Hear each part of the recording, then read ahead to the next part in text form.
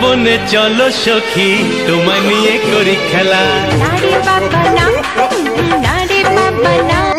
मायला तेरा तो गेम बजाना पड़ेगा। A few moments later. বিডি ইমরান কুশালি তোর গায়ে গন্ধ, ওই গন্ধ শরীর নিয়ে আমি তোর সাথে পানি মিশিয়েছি না কোনোবার লাইভে এসে আমি ঘুমের ওষুধ খেয়ে মদ খেয়ে বেহুশ করে ফটো তুলেছি পাপি।